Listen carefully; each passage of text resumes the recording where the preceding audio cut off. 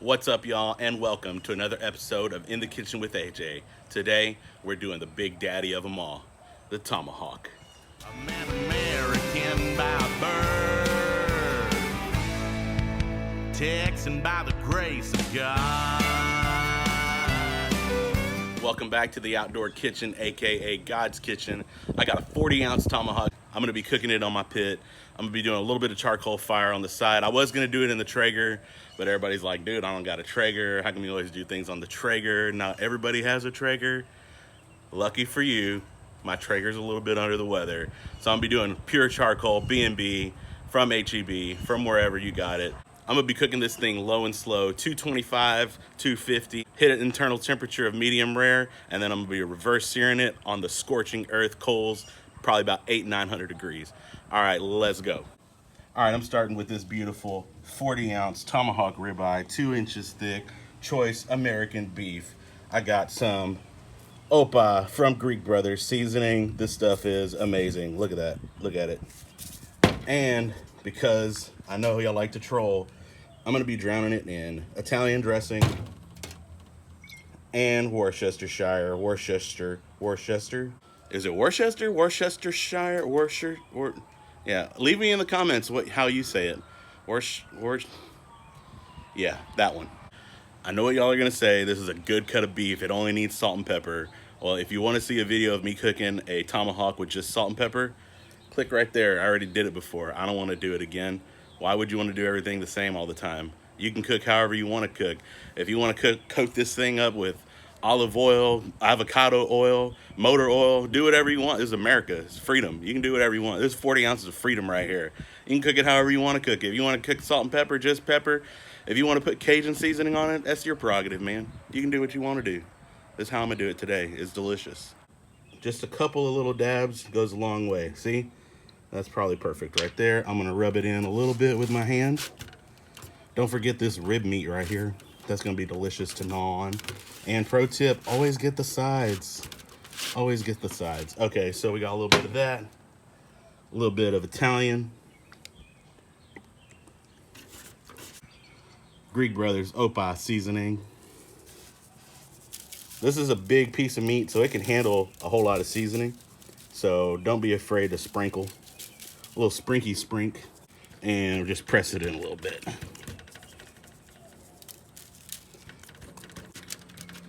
And I'm gonna get this here. Get this edge. Fat cap, most important, is gonna be the most delicious part of the steak. So you wanna make sure you season that extra good. All right, so we're gonna do the other side now. Just a couple little dashes. All right. And the Opa. All right, I got a chimney full of B&B oak lump charcoal. I'm gonna start it with a couple of fire starter cubes in my pit. And this should probably be enough to get me to about 250, 275, which is where I wanna be. And if it's a little bit too much, I can just pull a couple out. All right, into the pit. All right, I'm gonna start both of these guys up. I think you only need one, but I like using two because, you know, this is Texas. I like to let them get burning a little bit, and then I put my little chimney on top. And this will be ready in about 30, 40 minutes, maybe. I don't know, it's going pretty good. These coals been burning about, I don't know, 20, 30 minutes or so. And when they get really white, that's when they're ready to go. I'm gonna go ahead and dump these out. All right, I'm gonna dump all these coals onto one side of the pit. So I want my fire right here next to the vent, because that's where the air is blowing in. Pro tip, always point that thing towards the wind so you get the most air on your fire. And remember, no air, no fire. I should put that on a shirt like I did on the Meat, Heat, and Eat. Oh yeah, segue. Hit that link down below and get your Meat, Heat, and Eat merch. Also smash that like button. Don't forget to subscribe.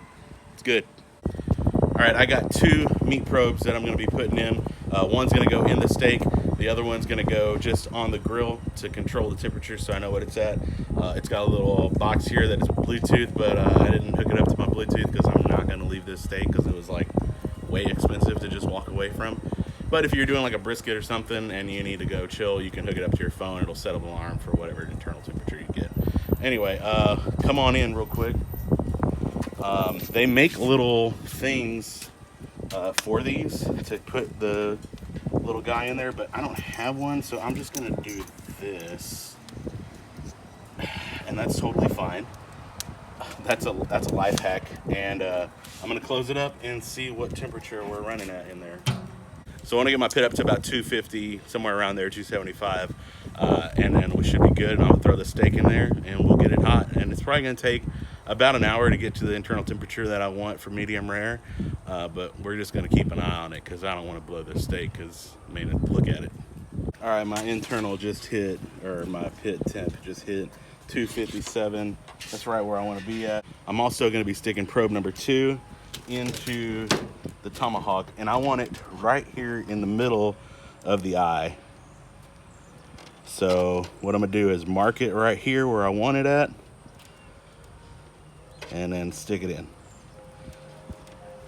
There it is. Okay, and then I'm gonna stick this guy, if it fits.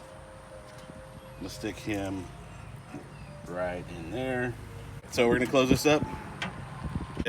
I want to hit probably 120 because my carryover is gonna get me to about 125, and medium rare is 135. So once I hit it on the sear, I might gain another 5 to 10 degrees. So I don't want to take a chance of overcooking it. So I'm gonna pull it at 120, and that's when we're gonna sear it off. So now we just pop open the Topo Chico and wait. You always want to bring your steak up to room temperature before you cook it. So usually it takes about an hour. This thing I let sit for about an hour and a half before I started messing with it. And so it got up to 60 degrees, which I probably would have liked it to come up be a little bit more, but it's okay. I've just hit an internal temperature of 90 degrees. We're gonna go ahead and flip this guy over. Oh yeah, that's looking really good. Keep an eye on your bone. If it starts getting too dark, you might want to wrap it up in foil. This one's doing okay, so. All right, close her back up, because if you're looking, you ain't cooking. All right, I just hit internal temperature of 120 degrees. I'm gonna go ahead and pull this guy out and get my coals ready to sear it off. Oh yeah, that's looking really good. Oh yeah. Go ahead and... It doesn't look too super attractive right now, but once we hit that sear, we're gonna get a real good crust on it, and it's gonna be great. All right, so I got 2 more chimneys full of charcoal that I'm just gonna dump in here.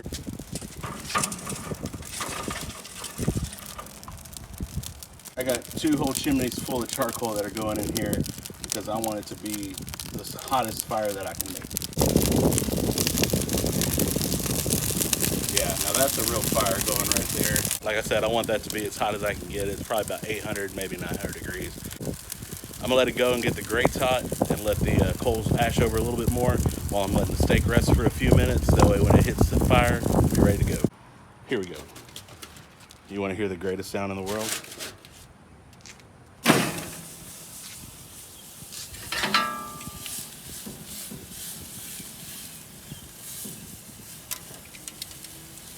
I'm only gonna be searing it for about 30 seconds on each side, flipping it over constantly. That way it doesn't put any gradation in here, and it also doesn't burn it.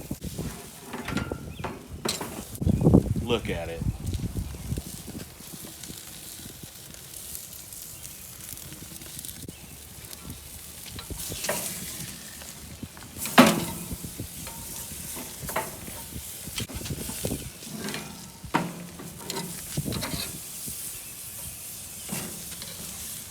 You can let your fire die down if it gets too out of hand. That's why I keep this spot over here a little bit cold.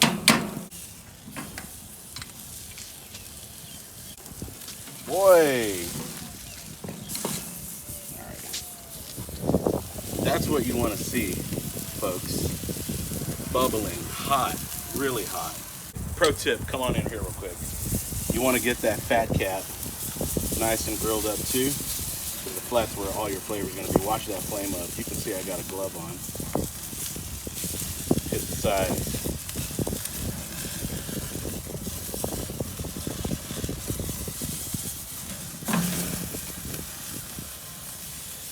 Oh yeah. All right, we are ready to go. I'm going to take it off. Woo.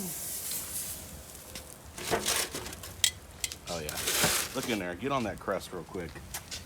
Man, look at that crust. Get all the way down to bone. Look at that. That's what you want, folks. A good crust on the outside. That's all your flavor. All right, we're gonna put some whole butter there right on top of this guy while it's resting. It's important to let the steak rest for at least 10, if you can wait, 15 minutes.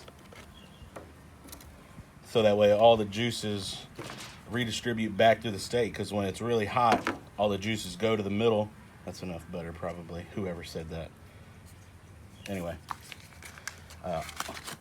when you hit it with real high heat, all the juices are going inside, going towards the middle of the steak, and you want them to be dispersed through the steak. So you gotta let it rest for at least 10 minutes. All right, it's the moment of truth, y'all. This is 2 pounds and a half, 40 ounces. Let's go.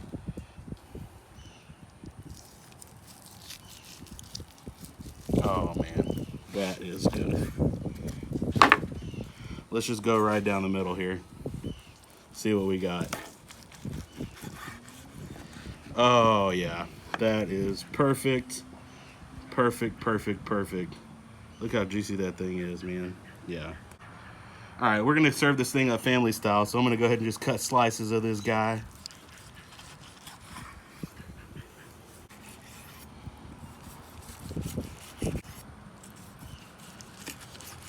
This is the most important part of the steak. This is what we call the spinalis dorsi, AKA the cap.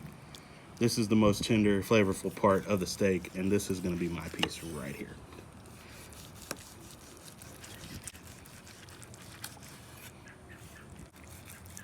All right, as you can see, this is a perfect medium rare. I mean, it doesn't get no better than that, y'all. All right, I'm gonna pull a piece right out of the middle. I mean, come on, like how much, look at it dripping, just dripping, falling apart. That beautiful crust, perfect medium rare.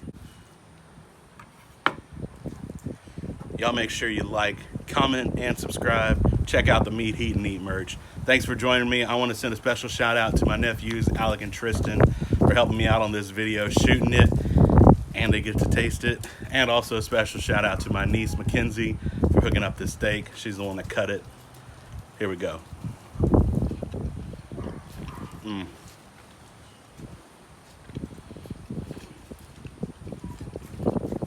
Yeah. Yeah.